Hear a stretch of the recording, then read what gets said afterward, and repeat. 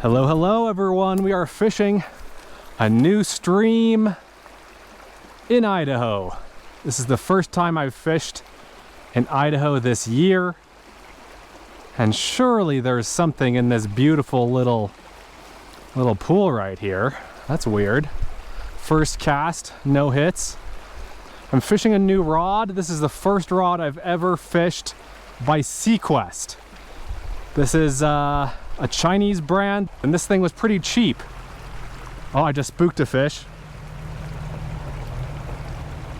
I don't know if you heard that. The road is right there behind me. I'm pretty close to the road. Huh. That is odd. I think this is a spot. Yeah, right here. What the heck? There's a kokanee right there. There's a salmon right there. In its spawning colors. 2 of them. Do you guys see that? Red and green. Red bodies, green heads. That is wild. I had no idea there were kokanee in here. Well, that makes things interesting, doesn't it? Oh, and then there's a trout also that I just saw. Maybe a rainbow or a brown trout.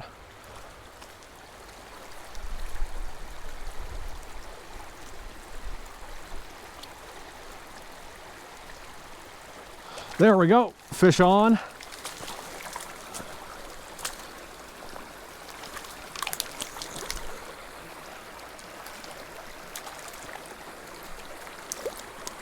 And this is a brook trout. Too many brook trout I've been catching lately. I don't think this is predominantly what we're going to be catching. Check it out. Nice brook trout. Huh. I thought there were browns and rainbows in here. Turns out there are salmon and brook trout. Interesting. Let's keep going. Let's see what else we can get. So this rod, I can already tell, is too long for this creek.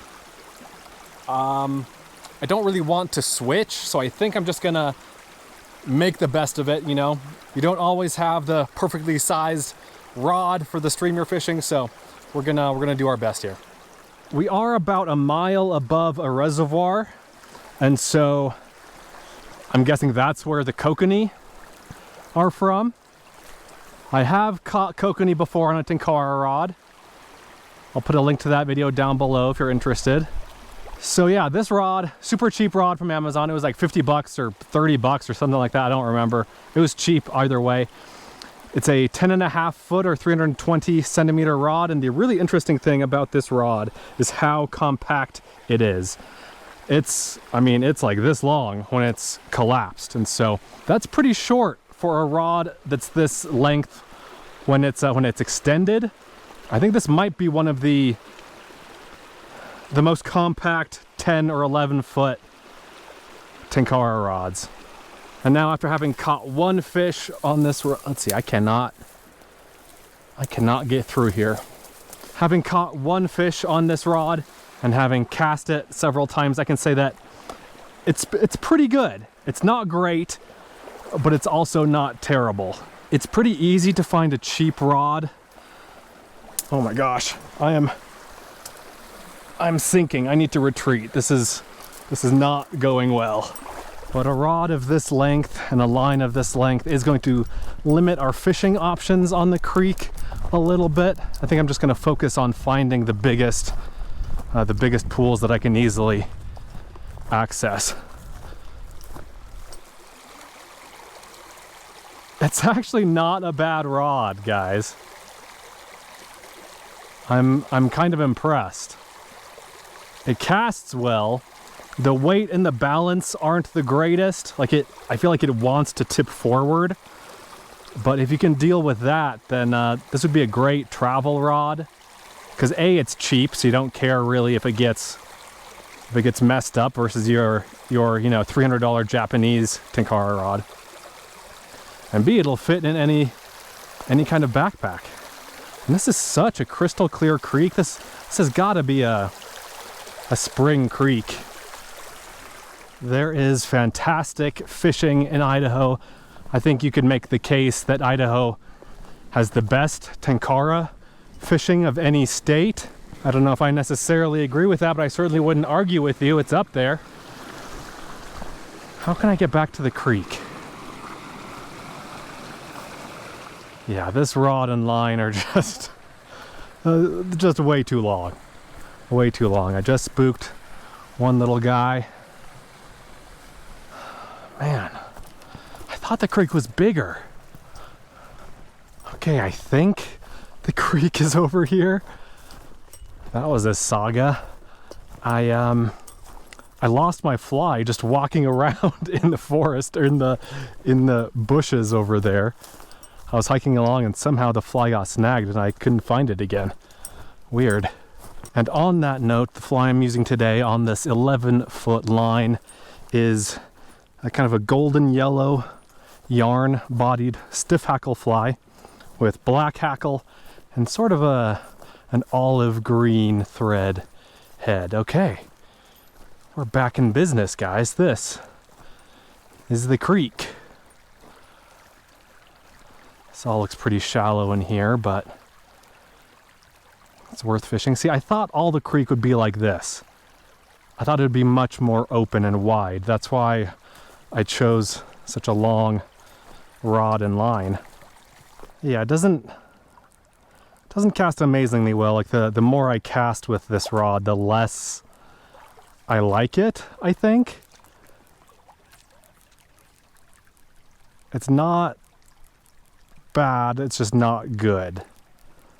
For the price though, I think overall it's a good little rod still.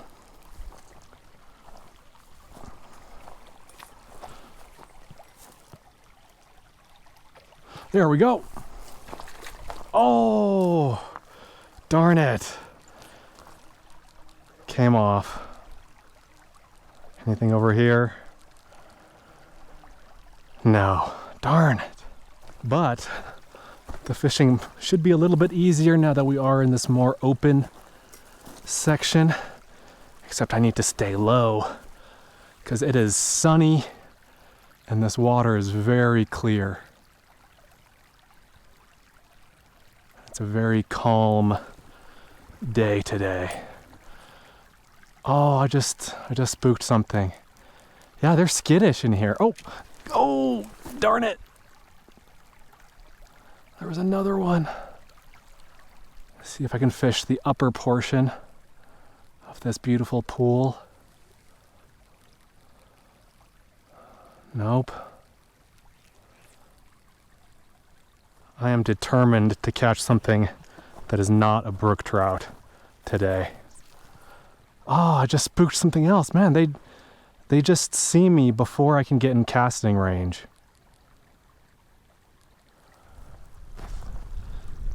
Oh, I see a couple of fish, but I think they might have also seen me.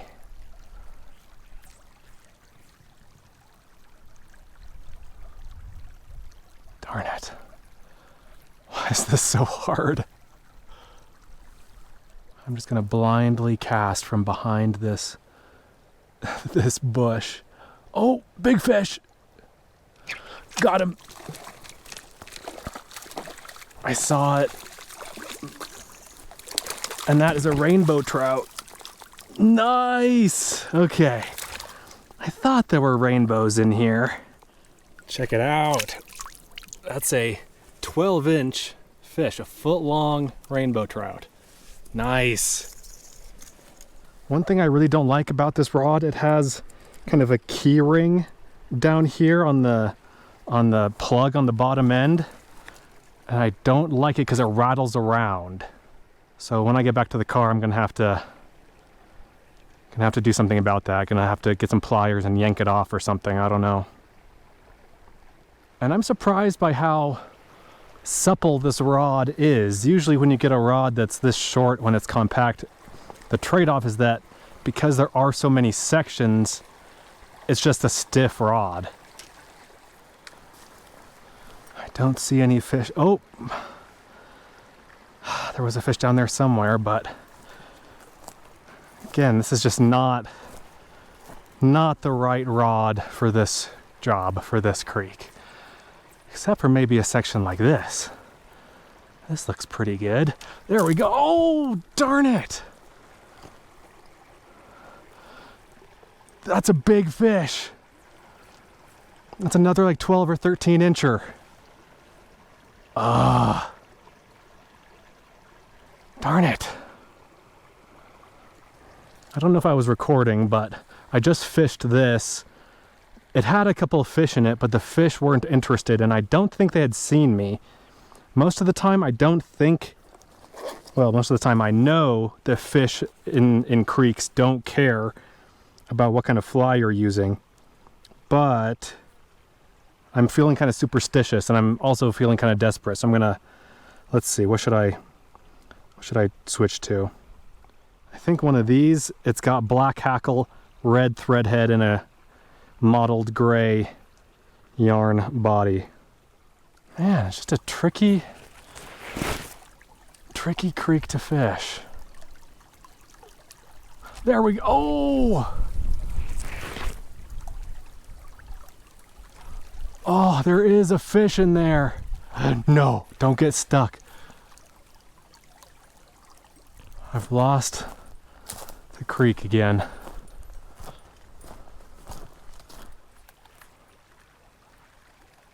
Oh, a fish went for it.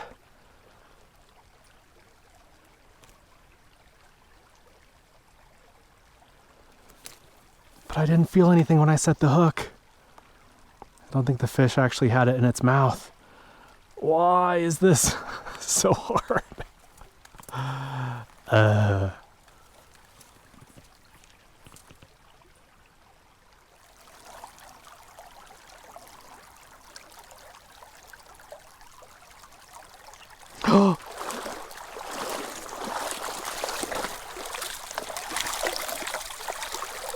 Got him. Oh. It's a cutthroat. Man, we've seen all kinds of species in here today. Look at that beautiful fish. Beautiful native cutthroat. I don't know what kinds of cutthroat are in here, but that fish was right there, right underneath all the overhanging branches. I had cast the fly to basically as far right over there as I could, and then it drifted underneath. And I thought it had gotten stuck on the branches, but happily, it was a fish. Cutthroat, rainbow, brook, kokanee.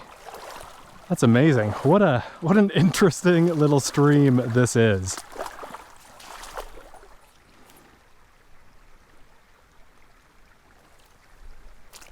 Fish on. It is another cutthroat. That's awesome. See ya, buddy. Beautiful fish. Love me some cutthroat.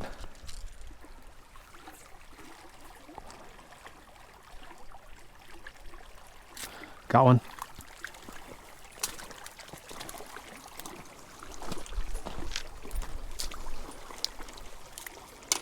It's a brook trout. See you, buddy.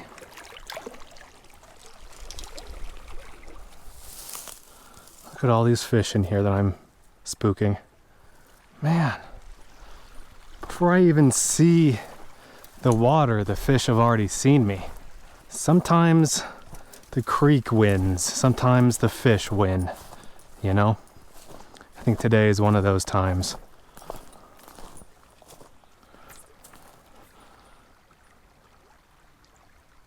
Got one.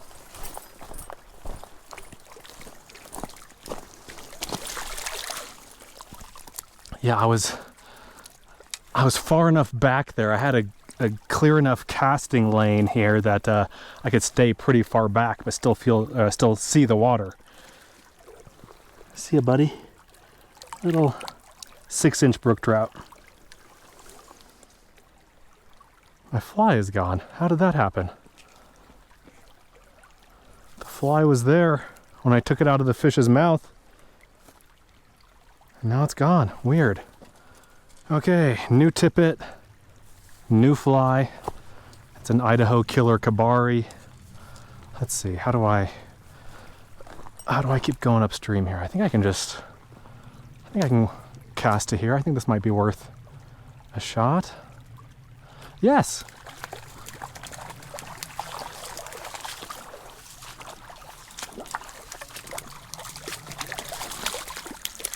Nice. It's one of the biggest fish so far.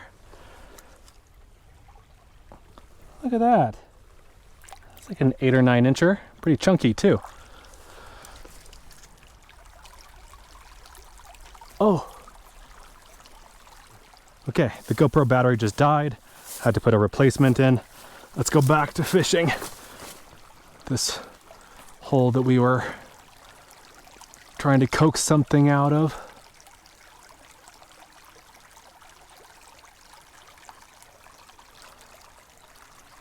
Oh, fish on!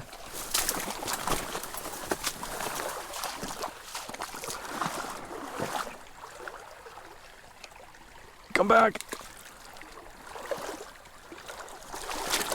Got him! Another good size. Another brook trout. Idaho killer kebari getting it done in Idaho.